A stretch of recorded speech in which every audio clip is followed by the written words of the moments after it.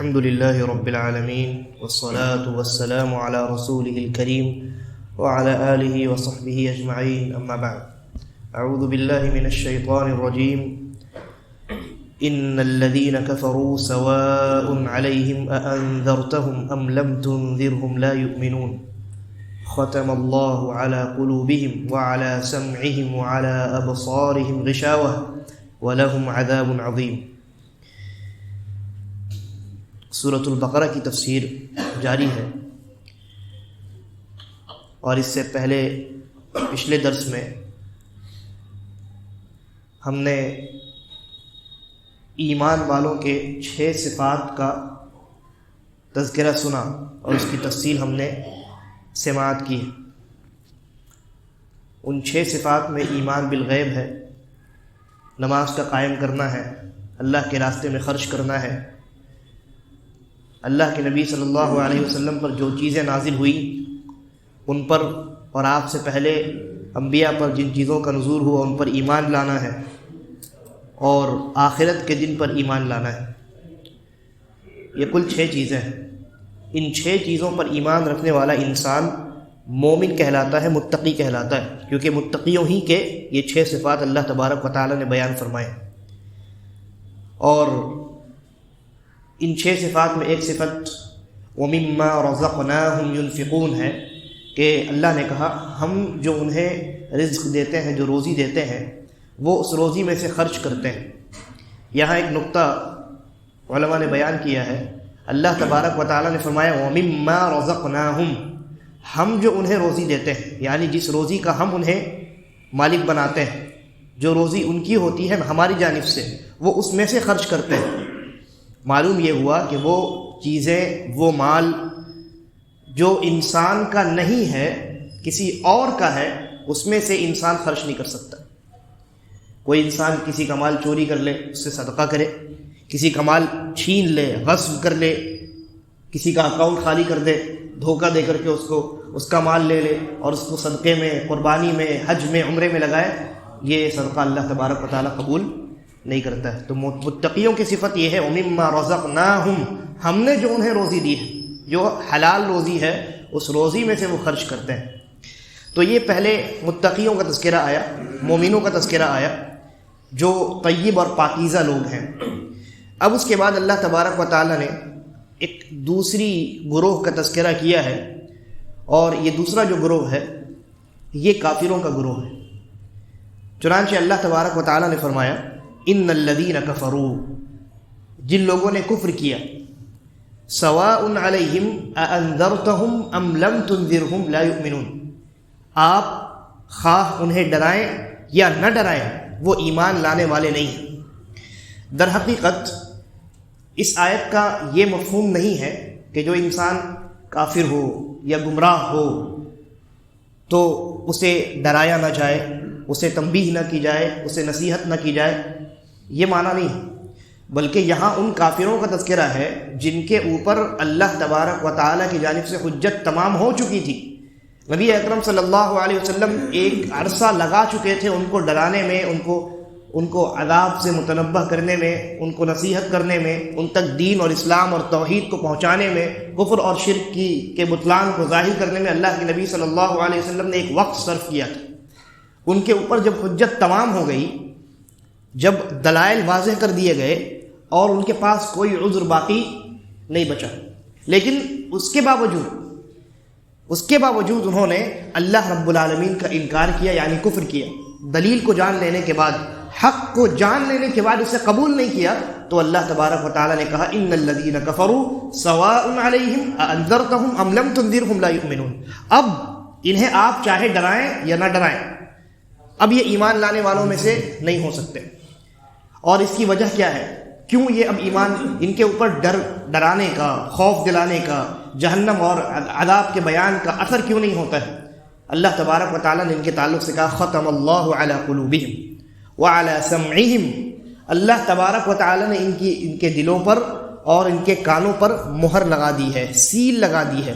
جیسا کہ میں نے بیان کیا تھا، سیل کہتے ہیں کسی چیز کو فائنل، جب آپ اس کے اوپر اس کو بند کر دیں، کوئی لفافہ ہے، اس کے لفافے کے اندر آپ نے جو کچھ ڈالنا تھا آپ نے ڈال دیا، اس کے بعد فائنل جب آپ اس کے اوپر سیل لگاتے ہیں اس کو کہتے ہیں ختم، اس کو کہتے ہیں ختم. اسی لیے انگوٹھی کو ختم کہا جاتا ہے، کیونکہ اس زمانے میں نبی اکرم صلی اللہ علیہ وسلم کے ہاتھ میں بھی انگوٹھی تھی اور اس میں محمد رسول اللہ لکھا ہوا تھا، ہے نا.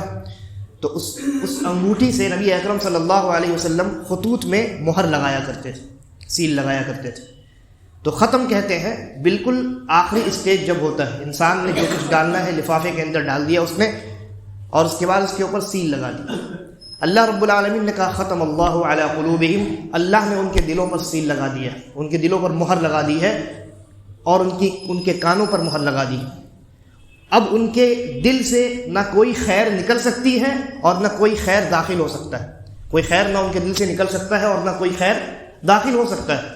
ان کے کانوں میں چاہے آپ جتنی اچھی بات کر دیں، اگر وہ اچھی بات ہے اور وہ خیر کی بات ہے، ان کی کانوں کے اوپر اس خیر کا کوئی اثر ہونے والا نہیں، کیونکہ اللہ تبارک و تعالیٰ نے اب مہر لگا دی. یہ اللہ کی جانب سے عذاب ہے. اور کہا وعلی ابصارہم غشاوہ، اور ان کی آنکھوں کے سامنے پردے ڈال دیے گئے. حق انہیں نظر نہیں آتا، خیر انہیں نظر نہیں آتا، کفر، شرک، باطل، یہ تمام چیزیں ان کو نظر آتی ہیں. لیکن اب اللہ رب العالمین کی جانب سے انہیں ایسے عذاب میں مبتلا کیا گیا ہے دنیا میں کہ اب وہ ہدایت نہیں پا سکتے، اس لیے کہ انہوں نے کٹ حجتی سے کام لیا ہے. دلائل واضح کر دیے گئے، حق بتلا دیا گیا، کفر و شرک واضح کر دیا گیا، توحید سمجھا دی گئی، معجزات ان کے سامنے ظاہر کر دیے گئے. اس کے باوجود بھی انہوں نے نبی اکرم صلی اللہ علیہ وسلم کو جھٹلایا، اللہ تبارک و تعالیٰ کا انکار کیا. ابو جہل کا وہ قول آپ کو یاد ہوگا، اس نے یہ کہا تھا کہ نبی اکرم صلی اللہ علیہ وسلم کی امانت اور صداقت کے متعلق کہ مجھے آپ کی امانت اور صداقت پر کوئی شک نہیں، کوئی شک نہیں، آپ امین ہیں، صدوق ہیں اور سچے ہیں، اس میں کوئی شک نہیں. جھوٹ کا شائبہ ہم آپ کے اوپر، آپ کی جانب سے نہیں پاتے، ہم آپ کے اوپر جھوٹ کا الزام نہیں لگاتے، لیکن آپ جو دین لے کر کے آتے ہیں نا، اس دین کو ہم قبول کرنے کے لیے تیار نہیں. یہودیوں کے بارے میں اللہ رب العالمین نے کیا کہا کہ یہ دین کو، نبی اکرم صلی اللہ علیہ وسلم کو، اسلام کو اپنے بیٹوں کی طرح جانتے ہیں، یہ حق جانتے ہیں، پہچانتے ہیں، لیکن قبول نہیں کرتے. لہذا اس کا عذاب یہ ہوا، اللہ تبارک و تعالیٰ نے ان کے دلوں پر اور ان کی کانوں میں مہر لگا دی. اب حق ان کے دلوں میں داخل نہیں ہوگا. ان کی آنکھوں کے سامنے پردے ڈال دیے، اب حق اور خیر انہیں دکھائی نہیں دے گا. وَلَهُمْ عَذَابٌ عَظِيمٌ، اور قیامت میں یہ تو دنیا کا عذاب ہوا کہ ہدایت اب یہ نہیں حاصل کر سکتے. اور وَلَهُمْ عَذَابٌ عَظِيمٌ، اور قیامت کے دن اللہ تبارک و تعالیٰ نے ان کے لیے دردناک، ان کے لیے بڑا عذاب تیار کر رکھا ہے. قیامت کے دن اللہ رب العالمین نے ان کے لیے بڑا عذاب تیار کر رکھا ہے. تو یہ ان کفار کا تذکرہ ہوا. سب سے پہلے اللہ رب العالمین نے مومنوں کا تذکرہ کیا، متقیوں کا تذکرہ کیا، پھر اللہ رب العالمین نے کافروں کا تذکرہ کیا. اب اس کے بعد ان کفار سے بھی بدتر لوگ، ان کفار سے بھی بدتر جو قوم ہے یا جو گروہ ہے ان کا تذکرہ ہو رہا ہے، اور اس گروہ سے بدتر کوئی گروہ نہیں ہو سکتا. یہ کون لوگ ہیں؟ اللہ رب العالمین نے کہا وَمِنَ النَّاسِ مَن يَقُولُ آمَنَّا بِاللَّهِ وَبِالْيَوْمِ الْآخِرِ وَمَا هُمْ بِمُؤْمِنِينَ. یہ لوگوں میں سے کچھ ایسے قسم کے لوگ ہیں جو کہتے ہیں، مَن يَقُولُ، جو کہتے ہیں، آمَنَّا بِاللَّهِ، ہم نے اللہ پر ایمان لایا، وَبِالْيَوْمِ الْآخِرِ، اور آخرت پر ایمان لایا، وَمَا هُمْ بِمُؤْمِنِينَ، حقیقت میں یہ صرف ان کی زبانی باتیں ہیں، ان کے دلوں کے اندر یہ ایمان حقیقت میں اللہ پر آخرت کے دن پر نہیں.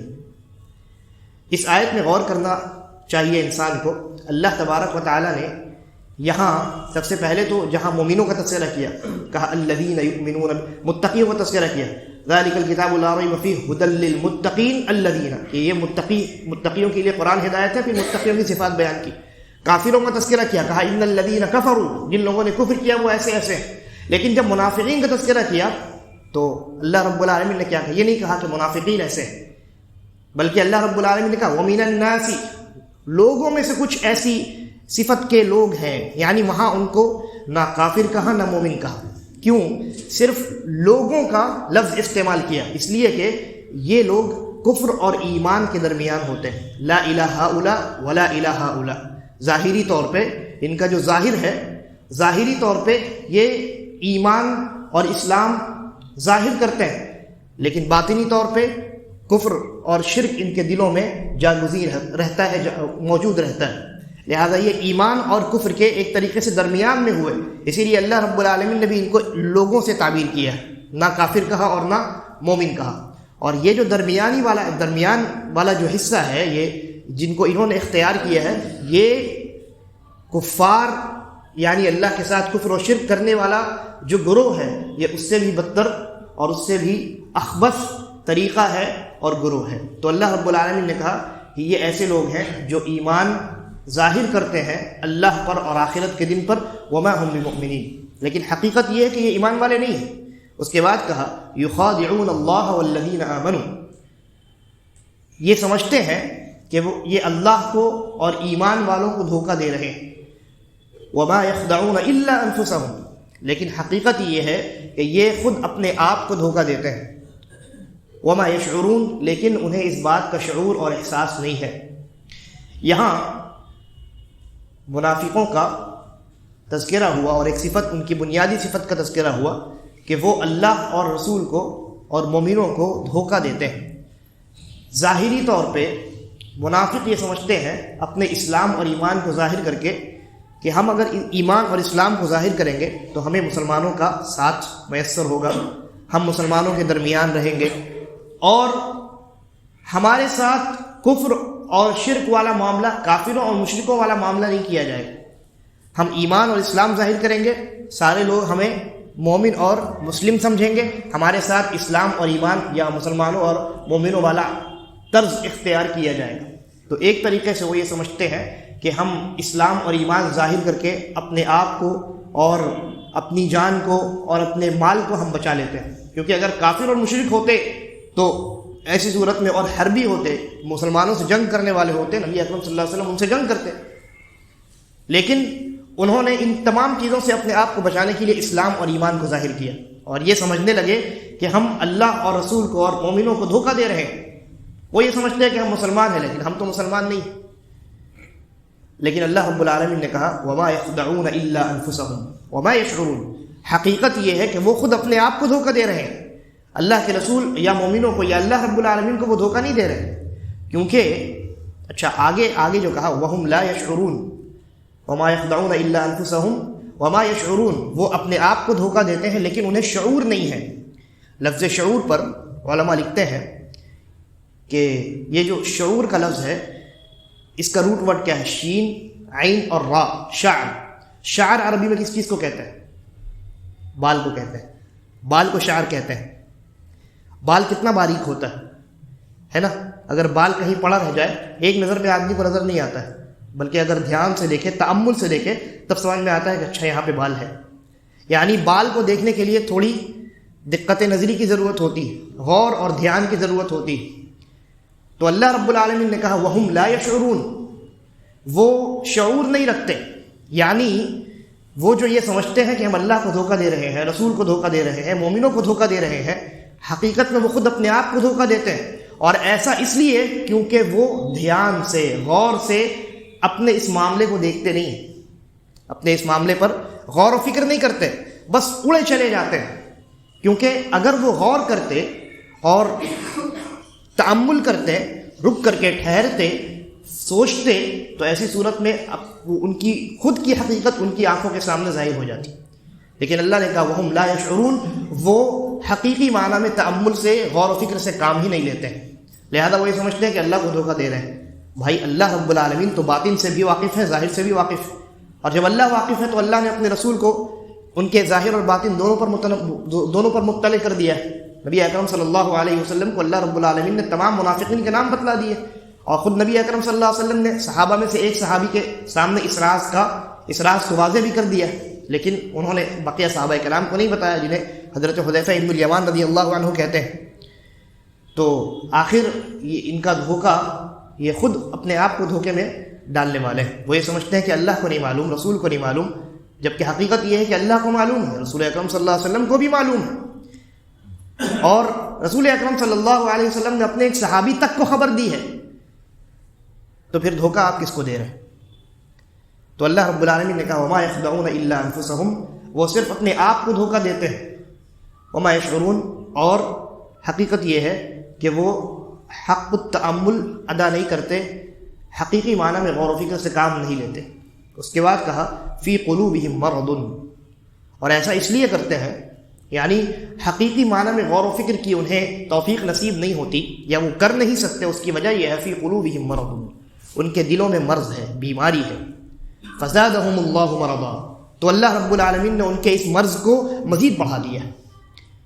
اس آیت کی شرح میں علماء لکھتے ہیں تفسیر میں کہ فی قلوبہم مرض کا معنی اور مطلب یہ ہے کہ ان کے دلوں میں خیر اور حق اختیار کرنے کا ارادہ اور نیت ہے ہی نہیں.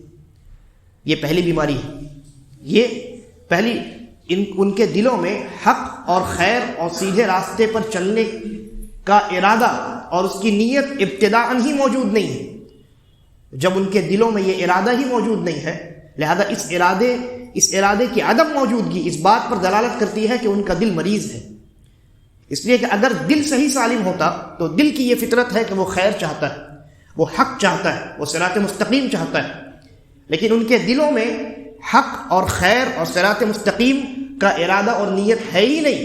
اس کا مطلب یہ ہے کہ ان کا دل مریض ہے، ان کے دل کے اندر بیماری ہے. کس چیز کی بیماری ہے؟ کفر، نفاق اور شرک اور الحاد اور انکار، ان تمام چیزوں کی بیماری ہے. تو اللہ رب العالمین نے کہا فی قلوبہم مرض، ان کے دلوں میں بیماری ہے. فزادہم اللہ مرضا، چنانچہ اس بیماری کی وجہ سے کہ وہ حق اور خیر کو قبول کرنے کو تیار نہیں ہے، اللہ رب العالمین نے ان کی بیماری کو اور بڑھا دیا، ان کی بیماری کو اور بڑھا دیا. وَلَهُمْ عَذَابٌ أَلِيمٌ، اور قیامت میں ان کے لیے دردناک عذاب ہے. قیامت کے دن ان کے لیے دردناک عذاب بما كانوا يكذبون، ان کے جھوٹ کی وجہ سے. اللہ رب العالمین نے فرمایا قیامت کے دن ان کے لیے دردناک عذاب ہے. ایسا عذاب ہے جس کے اندر بہت درد ہے. اور شیخ ابن عثیمین رحمہ اللہ لکھتے ہیں علیم کا دو معنی ہے، یعنی دردناک عذاب جو ہے دو طریقے سے ہوتا ہے. ایک طریقہ تو یہ ہے کہ عذاب میں بہت شدت ہو. عذاب میں یعنی ایک گھونسا اگر کسی انسان کو بہت طاقت سے مارا جائے تو بہت درد ہوگا، ہے نا. ایک دردناک عذاب کی ایک صورت یہ ہے کہ عذاب میں بہت شدت ہو. اور دردناک عذاب کی ایک دوسری صورت یہ ہے کہ عذاب بہت زیادہ ہو. ایک آدمی کو ہلکا ہی گھونسا اگر آپ 50 مرتبہ ماریے تو ہڈی ٹوٹ سکتی ہے، اس کو بہت تکلیف ہوگی، اس کے لیے دردناک چیز ہے وہ، ہے نا. تو دردناک عذاب جو ہے دو طریقے سے ہو سکتا ہے، یا تو عذاب میں بہت شدت ہو یا انہیں بہت زیادہ عذاب دیا جائے. اور منافقین دونوں طرح کے دردناک عذاب میں مبتلا ہوتے ہیں. ان کے عذاب میں شدت بھی ہوتی ہے، چنانچہ اللہ رب العالمین نے کہا کہ منافقین فی الدرک الاسفل من النار، جہنم کے انتہائی نچلے حصے میں، سب سے نچلا جو حصہ ہے جو سب سے گرم ہے اور سب سے زیادہ شدت کا عذاب وہاں موجود ہے، منافقین وہاں ہوتے ہیں. تو شدت والا درد یہاں ہوا اور کثرت کے ساتھ انہیں عذاب دیا جاتا ہے. اللہ رب العالمین نے کہا دوسری جگہ کہ جب وہ جہنم سے نکلنا چاہیں گے، جہنم سے جب وہ نکلنا چاہیں گے اللہ تبارک و تعالیٰ ان کو نکلنے نہیں دے گا. ایسا نہیں ہوگا کہ ایک مرتبہ ان کو جہنم کی تہ میں ڈال دیا گیا پھر نکال دیا گیا، ایک ہی مرتبہ شدت کا عذاب دے کر کے چھوڑ دیا گیا، نہیں، بلکہ یہ شدت کا عذاب بکثرت ہوگا اور جب وہ جہنم سے نکلنا چاہیں گے جہنم میں ان کو ڈھکیلا جائے گا. لہذا منافقوں کو یہ جو شدت کا یہ جو دردناک عذاب ہوگا یہ عذاب کی شدت کے ساتھ بھی ہوگا اور عذاب کی کثرت کے ساتھ بھی ہوگا. کیوں ہوگا؟ کہا بما كانوا يكذبون، اس لیے کہ وہ جھوٹ بولتے ہیں. اس لیے کہ وہ جھوٹ بولتے ہیں. یعنی جھوٹ کیا بولتے ہیں؟ ان کے دل میں ایمان نہیں ہے، زبان پر ایمان لا کر کے ظاہر کرتے ہیں. دل میں اسلام نہیں ہے، اپنے اعمال سے اسلام ظاہر کرتے ہیں. یہی تو جھوٹ ہے، یہی تو جھوٹ ہے. جھوٹ کا معنی کیا ہوتا ہے؟ حقیقت کے خلاف کوئی بات کرنی. ان کے دلوں میں حقیقت میں ایمان نہیں ہے، اسلام نہیں ہے، اور وہ ظاہر ایمان اور اسلام کر رہے ہیں. ان کے دلوں میں کفر ہے، نفاق ہے، شرک ہے، اور ظاہر اسلام اور ایمان کر رہے ہیں. لہذا یہ ان کا جھوٹ ہے. اور اس آیت کو ایک دوسرے طریقے سے بھی قراء نے پڑھا ہے، بما كانوا يكذبون کو پڑھا گیا بما كانوا يكذبون، بما كانوا يكذبون، یعنی وہ جھٹلاتے ہیں، خود تو جھوٹ بولتے ہیں اور نبی اکرم صلی اللہ علیہ وسلم اور اللہ رب العالمین کے پیغام کو جھٹلانے والے بھی. لہذا ان دونوں وجوہات کی بنیاد پر وہ خود بھی جھوٹے ہیں اور وہ نبی اکرم صلی اللہ علیہ وسلم کو جھٹلانے والے بھی ہیں. ان دونوں اسباب کی بنیاد پر منافقین کو اللہ تبارک و تعالیٰ قیامت میں دردناک عذاب میں مبتلا کرے گا، جہنم کے نچلے تہ میں ڈالے گا اور ہمیشہ وہ جہنم کے اسی نچلے تہ میں رہیں گے، کثرت کے ساتھ انہیں عذاب دیا جائے گا. اور اس کے بعد پھر ان کی مزید کرتوتوں کا تذکرہ ہے، ان کے چند مذموم افعال اور حرکتوں کا تذکرہ ہے. انشاءاللہ اگلے درس میں اس پر گفتگو کریں گے. اللہ تبارک و تعالیٰ سے دعا ہے کہ وہ ہمیں مومنوں اور متقیوں میں شامل ہونے کی توفیق عطا فرمائے اور ہمیں کافروں اور منافقوں کی صفت سے بچا کر کے رکھے اور ہمارا خاتمہ ایمان اور اسلام پر کرے. ھذا واللہ اعلم وصلی اللہ علی نبینا وسلم. السلام علیکم.